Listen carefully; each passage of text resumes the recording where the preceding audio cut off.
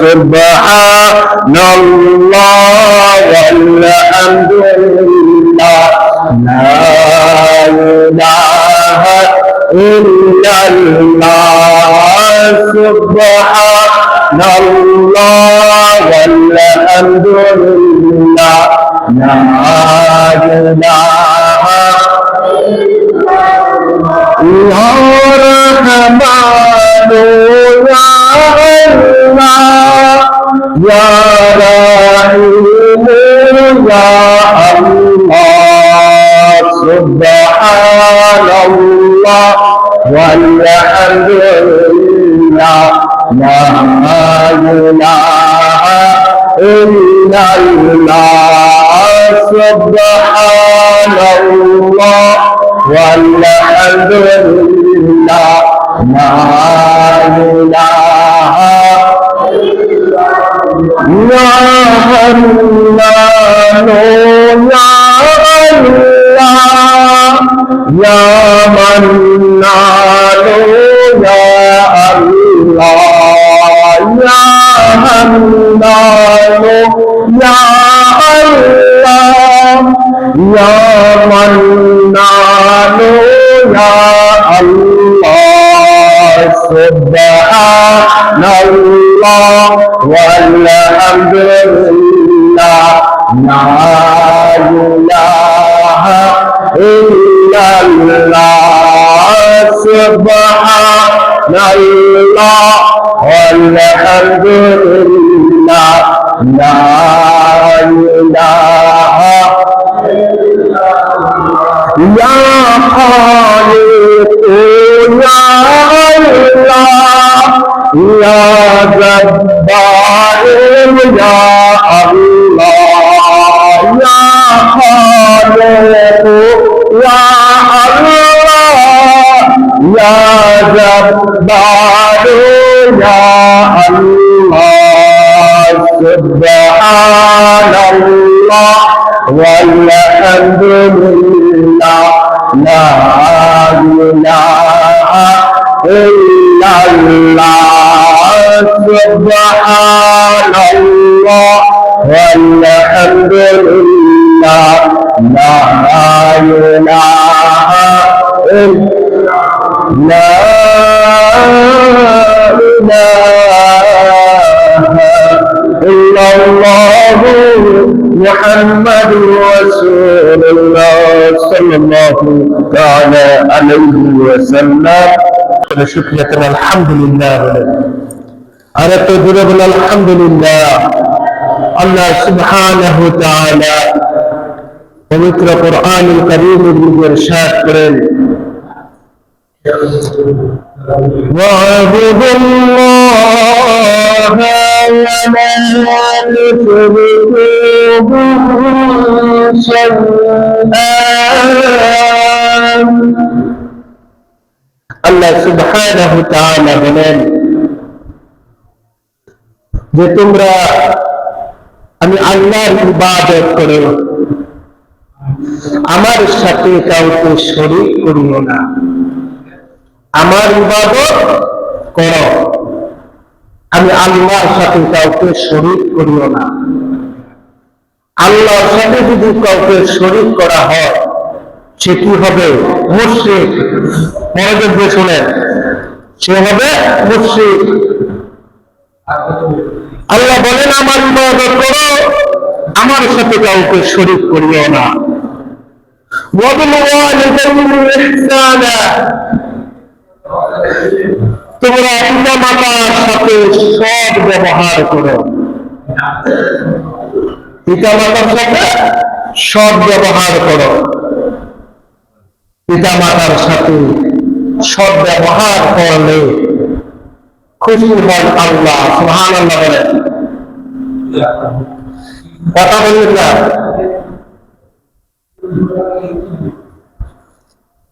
তাই আল্লাহ বলে তোমরা পিতা মাতার সাথে সৎ ব্যবহার করো তারপর আল্লাহ সুবহানাহু ওয়া তাআলা বলেন ওয়াবিযিল কুরবা তোমরা নিকট আত্মীয় স্বজনের সাথে সৎ ব্যবহার করো সুবহানাল্লাহ বলেন নিকট আত্মীয় স্বজনের সাথে সদ্ব্যবহার করো। এবং কি যারা এতিম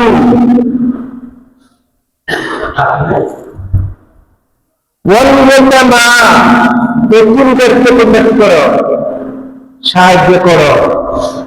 এতিমকে দমন দিও না, এতিমের সাথে তোমরা ভালো ব্যবহার করো। দরিদ্র যারা আছে, গরিব যারা আছে, তাদের সাথে তোমরা ভালো ব্যবহার করো।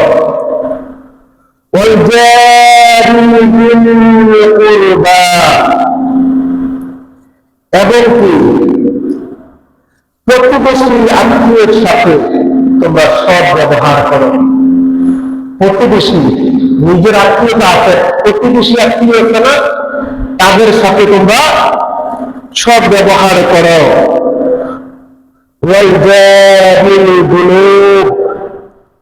দূরবর্তী আত্মীয়দের সাথে তোমরা ভালো ব্যবহার করো। দূরের আত্মীয় যারা আছে তাদের সাথে কি ভালো ব্যবহার করো।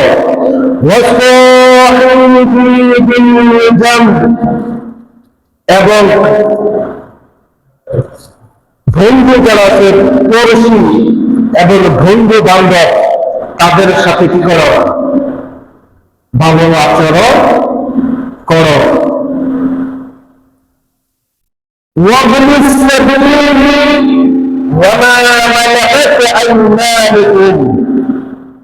এবং তোমরা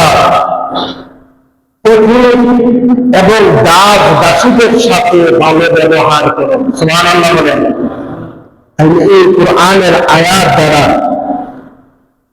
আল্লাহর জমিনের নিজে কারোর সাথে খারাপ ব্যবহার করার কথা বলছে, বলে নাই।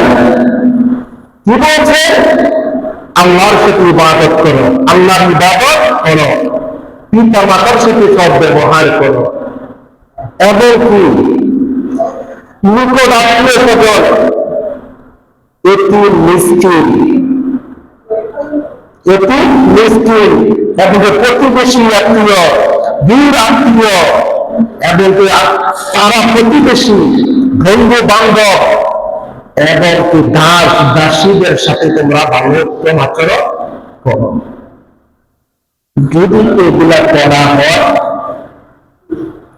এই যে করাটা হলো, তাদের সাথে ভালো ব্যবহার করা হলো, আল্লাহ বলেন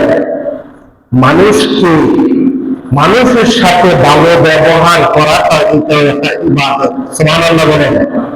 এটা কি ইবাদত? শুধু মসজিদে নামাজ পড়লাম, রমজানে রোজা রাখলাম, হজ করার জন্য হজ করলাম, বাকিগুলা করলাম না, ইবাদত থেকে বঞ্চিত। শুধু তাই নয়, হাদিস শরীফে বুঝে আছে, হযরত আব্দুল্লাহ ইবনে উমর রাদিয়াল্লাহু তাআলা قال قال رسول الله صلى الله عليه وسلم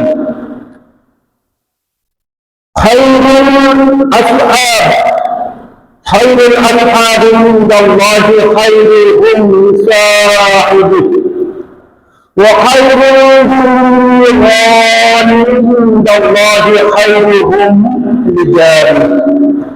আল্লাহ রাসূল সাল্লাল্লাহু আলাইহি ওয়াসাল্লাম ইরশাদ করেন, আল্লাহর নিকট সর্বোত্তম সাথী হলো যে তার বন্ধুদের নিকট উত্তম। সুবহানাল্লাহ বলেন। কি বললেন কথাটা? আল্লাহর নিকট সর্বোত্তম সাথী হলো যে তার বন্ধুদের নিকট উত্তম। তাহলে বন্ধুর কাছে উত্তম হলে আল্লাহর সাথে সর্ব উত্তম সাথী। সুবহানাল্লাহ বলেন।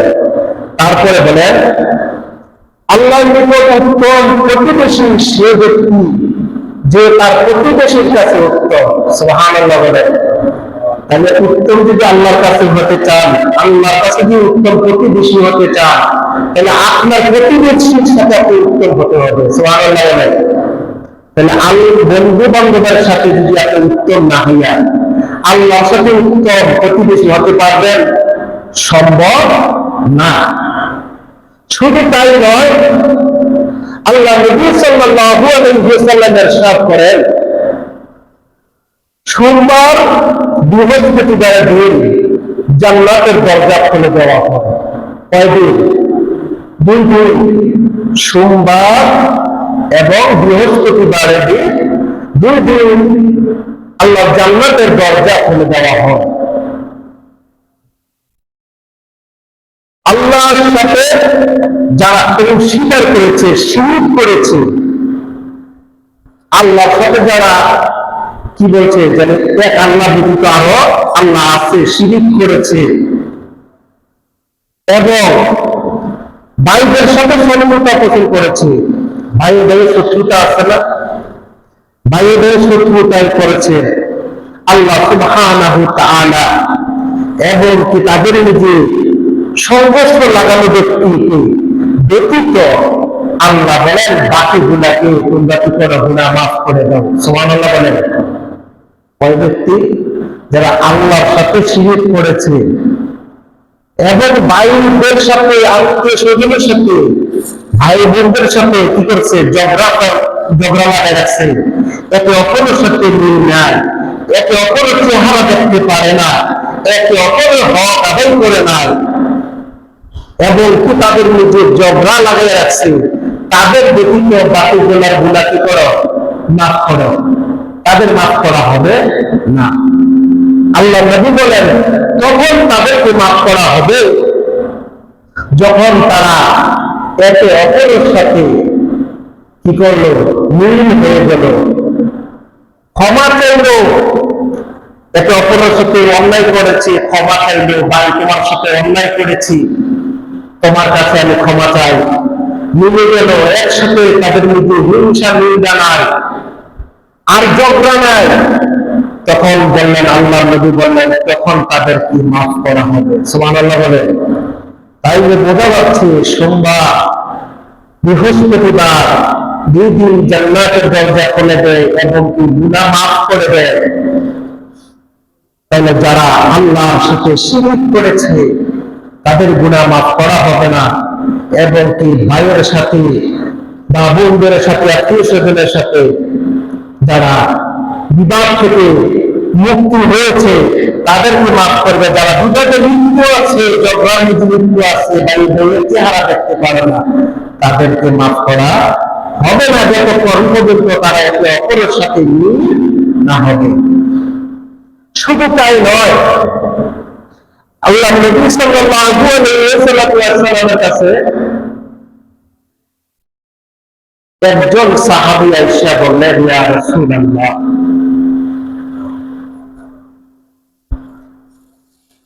আল্লাহ নবী তখন ওই সাহাবী বললেন, নিশ্চয় আমার মতো আত্মীয় স্বজন আছে, আমি তাদের সাথে উত্তম আচরণ করি। সাহাবীরা বললেন, ইয়া রাসূলুল্লাহ, আমার আত্মীয় স্বজন যারা আছে আমি তাদের সাথে উত্তম আচরণ করি, তারা আমার সাথে খারাপ ব্যবহার করে। তারা কি করে? আমার সাথে খারাপ ব্যবহার করে। আমি তাদের সাথে নম্র ব্যবহার করি, তাদের সাথে আমি ভদ্র ব্যবহার করি, নরম ভাষায় কথা বলি। তারা আমার সাথে উগ্রভাবে কথা বলে, আমাকে মন্দ বলে, তারা আমার সাথে কঠোর আচরণ করে। এই কথা শোনার পর আল্লাহ নবী সাল্লাল্লাহু আলাইহি ওয়াসাল্লাম বললেন, সাহাবী বলতেছে, আমি তাদের সাথে আত্মীয়তার সম্পর্ক রাখতে চাই, তারা আমার থেকে আত্মীয়তা ছিন্ন করতে চায়। এই কথা শোনার পরে আল্লাহ নবী বললেন, যদি তোমার কথা সত্য হয়ে থাকে, তোমার কথা সত্য হয়ে থাকে, তাহলে তারা নিজেদেরকে নিজেরা কি করলো, ক্ষতির দিকে ঠেলে নিল, তারা নিজেরা ক্ষতিগ্রস্ত হইবে। তুমি চাও তাদের সাথে উত্তম ব্যবহার করতে, তুমি চাও তাদের সাথে আত্মীয়তা সম্পর্ক রাখতে, তুমি চাও তাদের সাথে ভালো কাজ কর্ম করতে, ভালো কথা বলতে, তাদের সাথে মিলেমিশে চলতে, কিন্তু তারা চায় না, তারা বরঞ্চ তারা নিজেরাই ক্ষতির দিকে চলে গেল। আল্লাহ নবী বললেন, শুধু তাই নয়, তোমার এই ব্যবহারের কারণে তাদের উপর গরম ছাই থেকে তুমি ছিটিয়ে মারলে। কি মারলে? গরম ছাই, আগুনের যেগুলো ছাই, আগুনের ছাই তাদের উপরে নিক্ষেপ করলে। তখন আল্লাহ রাসূল বললেন, কেন তাদের উপর ছাই নিক্ষেপ করা হলো? কারণ কি? তোমার ভালো ব্যবহার দ্বারা, তোমার নম্র ব্যবহার দ্বারা তাদেরকে ব্যবহার করছো, তারা তোমার সাথে খারাপ ব্যবহার করছে। তোমার পক্ষ থেকে আল্লাহর এক ফেরেশতা তার জবাব দিচ্ছে, যতদিন পর্যন্ত তুমি এইভাবে ভালো ব্যবহার করে যাইবা, তোমার পক্ষে একজন ফেরেশতা থাকবে। বলুন সুবহানাল্লাহ। কি থাকবে? ফেরেশতা। তাহলে আমরা দেখা যাচ্ছে, একজন যদি আমাকে মন্দ বলল, আমি সাথে সাথে তাকে কি করলাম? মন্দ বলে দিলাম। আপনি যতক্ষণ পর্যন্ত অন্যায়ভাবে যদি আপনাকে কেউ মন্দ বলে, আপনি নীরব থাকলেন, আপনার পক্ষ থেকে একজন ফেরেশতা তার জবাব দিবে। সুবহানাল্লাহ বলেন। আপনাকে গালি দিয়েছে, আপনি তাকে গালি দিবেন না। আপনাকে কেউ মন্দ বলেছে, আপনি তাকে মন্দ বলতে যাইবেন না। আপনার কেউ সম্পদ নষ্ট করেছে, আপনি তার সম্পদ নষ্ট করতে যাইবেন না। আপনাকে একটা মানুষই একটা মায়ের দিয়েছে, আপনি বিপরীত তার পাল্টা মায়ের দিতে যাইবেন না। কারণ আপনি যতক্ষণ পর্যন্ত নীরব থাকবেন, ততক্ষণ পর্যন্ত আপনার পক্ষ হয়ে ফেরেশতায় জবাব দিবে। বলুন সুবহানাল্লাহ। তাহলে ফেরেশতার জবাবটা কি সাধারণ মনে করছেন? আপনাকে একটা মানুষের মাইর দিয়েছে, ফেরেশতা এটার প্রতি উত্তর দিবে। আপনাকে মন্দ বলেছে, ফেরেশতার পক্ষ থেকে তাকে কি করা হবে? এটার বিপরীত দেওয়া হবে। যদি ফেরেশতায় যদি অভিশাপ দেয় কাউকে, তাহলে ওই ব্যক্তিটা কি বাঁচবে? তার লানত ছাড়া আর কোনো কিছু নাই। কেন আপনি? আল্লাহ বলেন, ইন্নাল্লাহা মা'আস সাবিরিন, ধৈর্যশীলদের সাথে আমি আল্লাহ আছি। তো যে আল্লাহ ধৈর্যকারীদের সাথে আছে, তাহলে হাজারো বান্দা ওই ধৈর্যকারী ব্যক্তিকে কি কোন অপমান, লাঞ্ছিত বা কোন ক্ষতি, তাকে সম্পদ থেকে বঞ্চিত করতে পারবে? পারবে না। শুধু তাই নয়, আজকের সমাজে দেখা যাচ্ছে বেশিরভাগ মানুষের যখন একটা মানুষ তাকে ক্ষতি করে, সে মুখটা পারে না মানুষ বাড়াতে আইলেসিরা তাকে গালি গালাজ করে, ঠিক না? যখন আপনি গালি দিবেন, তখন আপনার কাছ থেকে রহমতের ফেরেশতা চলে যাবে। রহমতের ফেরেশতা চলে যাবে, আপনার থেকে রহমত দূর হয়ে যাবে। রহমত যদি না থাকে, তাহলে কি থাকবে? রহমতের বিপরীত গজব। তাহলে গজব এসে বলবে। তাহলে কেন আপনার মুখটা, জবানটা, এই পবিত্র জবান দিয়ে আল্লাহ পবিত্র নাম জপবেন, এই জবান দিয়ে আপনি ইস্তেগফার করবেন, এই জবান দিয়ে আপনি আল্লাহ জিকির করবেন, এই জবান দিয়ে আপনি দুরূদ শরীফ করবেন, এই জবান দিয়ে আপনি ভালো কর্ম করবেন, ভালো কথা বলবেন, কেন এই জবান দিয়ে আপনি গান বন্ধ করবেন? মানুষকে আপনি গালি গালাজ করবেন, তাইলে বোঝা যাচ্ছে আপনার থেকে রহমত চলে যাবে, শয়তান আপনার কাছে প্রবেশ করবে। যখন শয়তান প্রবেশ করবে, তখন আপনি মানুষকে কথা বলতে আপনার ভয় আসবে না। কারণ সাপোর্ট দিচ্ছে আপনাকে শয়তান। তখন শয়তান সাফর যখন দিবে, শয়তান ভালো কাজে সাফর দিবে না। ঠিক না বলে? শয়তান তখন বলবে তোর জমিটা নিজে নষ্ট করছে, তুমিও তার জমির নিজে নষ্ট কর। তোকে মাইক দিয়েছে, তাকে তোর বিপরীত আবার মাইক দিতে হবে। তখন কি হয়, শরীর নিজে শয়তান যখন আপনাকে অসম্ভব দিবে, তখন আপনি একটা মানুষকে পিটা দিতে রেডি করবে না। মনে করবেন যখন আপনার মধ্যে ঝগড়া হয়েছে কারো মধ্যে, সেই ব্যক্তি উত্তম যে ব্যক্তি রাগকে কন্ট্রোল করতে পেরেছে। ওই ব্যক্তি উত্তম যে ঝগড়ার নিচে কথা না বলে নীরব হয়েছে। সেই ব্যক্তি উত্তম যে ব্যক্তি কথা একবারে কম বলেছে। সুবহানাল্লাহ বলে। কথা বললেই শুধু বড় হওয়া যায় না। ঝগড়া হয়েছে, ঝগড়া লেগেছে, শয়তানের কারণে হয়েছে। ঠিক কিনা বলেন? কেননা মন্দ কাজ শয়তান ব্যক্তিত্ব করে না। ঝগড়া হয়েছে, পারলে আপনার মনটাকে বুঝাইবেন, রাগকে কন্ট্রোল করবেন, তখন ধৈর্য করবেন। যদি রাগ কন্ট্রোল করতে না পারেন, দাঁড়ানো থাকলে আপনি কি করবেন? বসে যাবেন। বসে থাকলে আপনি শুরু করবেন, কখনো উপরের দিকে তাকাবেন না, মাটির দিকে তাকাবেন। মনটাকে বুঝাইবেন কিসের বেমা, কিসের অহংকার। অহংকার তো আমাদের জন্য নয়। অহংকার যে ব্যক্তি করবে, আল্লাহ বলেন যে আমার কুকুরটি চাঁদের মোবারক নিয়ে তারা টানা হেঁচড়া করলো। আমি জমির আল্লাহর জমিনের দিকে থাকি, আল্লাহ আমাকে পাঠাইছে। আল্লাহর জমিনে খাইয়া, আল্লাহ রিজিক খাইয়া, আল্লাহ রিজিক খাইয়া, আল্লাহর দেওয়া হায়াত খাইয়া এই জমিনের নিচে কেমন বড়াই দেখাইবে। এই মাটির নিচে যেতে হবে। মাটির দিকে তাকাইয়া বলবেন যে মাটির নিচে আমি চলে যেতে হবে, আমার কোনো অস্তিত্ব থাকবে না। কিসের জন্য বড়াই দেখাইয়া আমি বাহাদুরি দেখবো, দেখাইবো। আজকে মুখের সাথে ঝগড়া জিততে যাইবে কেন? আমি তখনই জিতবেন আপনি যখন আপনাকে অন্যায় ভাবে একটা মানুষ আপনাকে আঘাত করে চলে গেছে, সেই ব্যক্তি করে গেল, আপনি জিতে গেলেন। বলুন সুবহানাল্লাহ। মাইক পেয়েছেন, আপনি জিতেছেন। গালি শুনেছেন, আপনি জিতেছেন। আপনি হেরে গেলেন, আপনি কাউকে বন্ধ বলেছেন। আপনি হেরে গেলেন, একটা মানুষকে আপনি মারধর করলেন।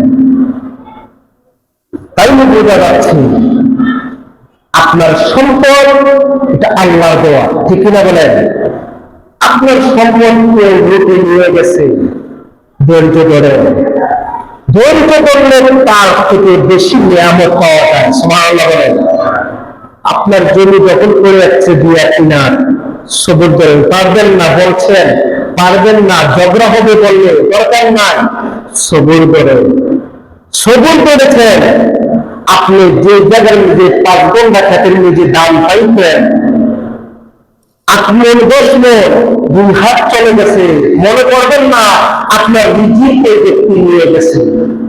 বুঝতে পারবে না, কেননা আল্লাহ ইচ্ছা করলে 1 শতকের মধ্যে 1 মণ দামে দিতে পারে। আবার আল্লাহ ইচ্ছা করলে 1 শতকের মধ্যে 5 কেজি দামও হয় না। ঠিক কিনা বলেন? মনে করবেন না যে আমি ওই ব্যক্তির সম্পদ দিয়ে একটাই সেটা আমি একে দিয়েছি, বেশি সম্পদ দান পাবো না। কিন্তু এইটার জন্য আপনার সম্পদ নিয়ে দিয়েছে, আরেকজন দখল করে খাচ্ছে, এইটার জন্য আপনি ন্যাক পাচ্ছেন। সুবহানাল্লাহ বলেন। আর আপনি জোর করে দখল করে আপনি সম্পদ চাষ করে খাচ্ছেন, এইটার জন্য আসলের ময়দানে জবাবদিহি করতে হবে। এই সম্পদ আসলের ময়দানে সাপ হয়ে যাবে, আপনাকে ওই সময় আসলের ময়দানে জাহান্নামের মধ্যে সাপ আপনাকে দংশন করবে। নাউযুবিল্লাহ বলেন। আপনি খাওয়াচ্ছেন, আপনি ঘরের কর্তা, আপনি গার্জিয়ান, আপনার অতীতের সংসার চলে, নিষ্পাপ শিশুরা খাচ্ছে, আত্মীয় স্বজন খাচ্ছে, শুধু তাই নয়, আপনার বিবি খাইতেছে, ছেলেরা মেয়েরা খাচ্ছে, আপনি ইনকাম করছেন। একটু চিন্তা করে দেখেন, আপনি যে আরেকজন থেকে চুরি করে সম্পদ খাওয়াইলেন, আপনার বিবি এটার জবাবদিহি করবে না, আত্মীয় স্বজন করবে না, বিবি বাচ্চা করবে না, কেউ তো করবে না, করতে হবে আপনাকে। কেন আপনি একটা মানুষের সম্পদ চুরি করে নিয়ে আসবেন? কেন একটা মানুষ থেকে ডাকাতি করবেন? কেন আপনি জুলুম করবেন? কেন আপনি সুদ খাইবেন? কেন আপনি ঘুষ খাইবেন? কেন মানুষকে অন্যায় ভাবে আপনি আঘাত করবেন? কেউ তো পাপের পূজা নেবে না, কেউ শাস্তি আপনার থেকে বাদ করে নেবে না, আপনার শাস্তি আপনি পেতে হবে। কেন আপনি এগুলা থেকে বঞ্চিত? আপনি কেন এগুলা করবেন? ভাইয়ের শিক্ষাটাই বন্ধ কেন? ক্ষণিকের জন্য চলে যান, একটু পরে চলে যাইবেন কবরে নিজে। ভাই যদি আপনাকে মাফ না করে, আল্লাহ মাফ করবে না। পাড়া প্রতিবেশীর হক কষ্ট করলেন, কষ্ট দিলেন, তারা ক্ষমা করলো না, আল্লাহ বলে আমি ক্ষমা করবো না। তাহলে কেন বাহাদুরি? তাইলে বোঝা যাচ্ছে আল্লাহ নবী সাল্লাল্লাহু আলাইহি ওয়াসাল্লামের ইরশাদ করেন, তিনি ঈদুল ফিতর এবং ঈদুল আযহা নামাজের উদ্দেশ্যে রওনা হলেন। অতঃপর তিনি নারীদের কাছে বললেন, তোমরা বেশি বেশি করে কি করো? দান সদকা করো। বেশি বেশি করে কি করো? দান সদকা করো। কেননা আমি নবী করিম সাল্লাল্লাহু আলাইহি ওয়াসাল্লাম মেরাজের রাত্রিতে যখন গমন করলাম, তখন জাহান্নামের দিকে দেখলাম অধিকাংশ নারী জাহান্নামী। নাউযুবিল্লাহ বলেন, অধিকাংশ নারী কি? জাহান্নামী। তোমরা এই জন্য বেশি বেশি করে দান সদকা করো, বেশি বেশি করে ইস্তেগফার করা দরকার আছে কি নাই? দরকার আছে না? গুনাহ মাফ হওয়ার দরকার আছে কি নাই? তারপর সাহাবীরা আরজ করলেন, ইয়া রাসূলুল্লাহ, তারা আরজ করলেন, ইয়া রাসূলুল্লাহ, কোন কারণে নারীরা, অধিকাংশ নারী জাহান্নামে ভোগ করছে, কারণটা কি? আল্লাহ নবী সরকার কায়নাত বললেন, তারা এই জন্য বেশি অধিকাংশ নারী জাহান্নামে ভোগ করছে, এক নম্বরে হলো তারা কথায় কথায় মানুষকে অভিশাপ দেয়। কথায় কথায় কি অভিশাপ দেয়? আছে না? আমরা এইদিকে মনে নাই, আসেনি? আছে। সন্তান বুঝে না, বাবা বুঝে না, স্বামী বুঝে না, যার আগে যার সাথে একটু মন্দ হয় তার সাথে অভিশাপ। তার কি দেয়? অভিশাপ। কেমন অভিশাপ? অনেকে জানেন, কথার আল্লাহ খায় না কেউ, নাউযুবিল্লাহ করলাম, আল্লাহ বলে খাইতো। তারপরে অনেক কিছু আরো করে নেয় না করে, মরে না করে, তার উপরে এটা পড়ো, এটা পড়ো, আছে না? এই জন্য তারা মহিলারা বেশিরভাগ অভিশাপ দেয়। আচ্ছা বলেন তো, একটা মানুষকে ভালো যারা ইমানদার ব্যক্তি আরেক ইমানদার ব্যক্তি অভিশাপ দিতে পারে? পারে না। যখন মনে করবেন একটা মহিলা, একটা মানুষ কাউকে অভিশাপ দিচ্ছে, তার থেকে রহমত উঠে যাচ্ছে। রহমত থাকা অবস্থায় মানুষকে অভিশাপ দিতে পারে না, কারণ মানুষকে রহমতের নজরে দেখতে হয়। সুবহানাল্লাহ বলেন, কেন অভিশাপ দিচ্ছে? কিন্তু অভিশাপ যেগুলো, বরঞ্চ যদি ওই ব্যক্তিটা যদি অপরাধ না হয়ে থাকে, বরঞ্চ ওই অভিশাপটা তার উপরেই পড়ে। নাউযুবিল্লাহ বলেন। দেখা যাচ্ছে কিছুদিন পরে তার বড় ধর্ম অসুস্থ হয়ে যায়, কারণ কি? অভিশাপ দিচ্ছ। তাহলে চেষ্টা করবেন ধৈর্য দেওয়ার জন্য, নাহলে বুঝাইবেন, তাকে বন্ধ বলবেন না, অভিশাপ দিবেন না। দ্বিতীয় নম্বর হলো, অধিকাংশ নারী স্বামীর অবাধ্য হয়। কিসের অবাধ্য? স্বামীর অবাধ্য। স্বামীকে মানে না। স্বামী যদি বলে তুমি পর্দা করো, কিসের পর্দার দরকার লাগে না। স্বামী যদি বলে একটু পানি দাও, আইনা খায়, কথা অবাধ্য হয়ে যায়। দেখা যাচ্ছে স্বামীর সম্পদ স্ত্রীর কাছে আমানত। সুবহানাল্লাহ বলেন। যে আপনার স্বামী লাখ টাকা ইনকাম করে আপনি মার্কেটের মধ্যে খরচ করবেন 1 টাকা জায়গায় 5 টাকা না। আপনার স্বামীর সম্পদকে কিভাবে এটা ধরে রাখা যায়, এটাও আপনার দায়িত্ব। স্বামী যেটা ভালো কাজ করবে এটা করবে।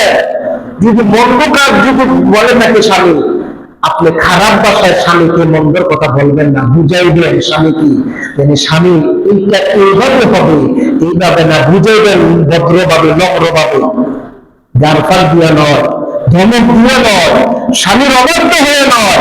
যদি স্বামীর অবাধ্য হয়, স্ত্রীর জান্নাতের আশা করা যাবে না। তাই অধিকাংশ নারী জাহান্নামের মধ্যে যাবে অভিশাপের কারণে আর স্বামীর অবাধ্য হওয়ার কারণে।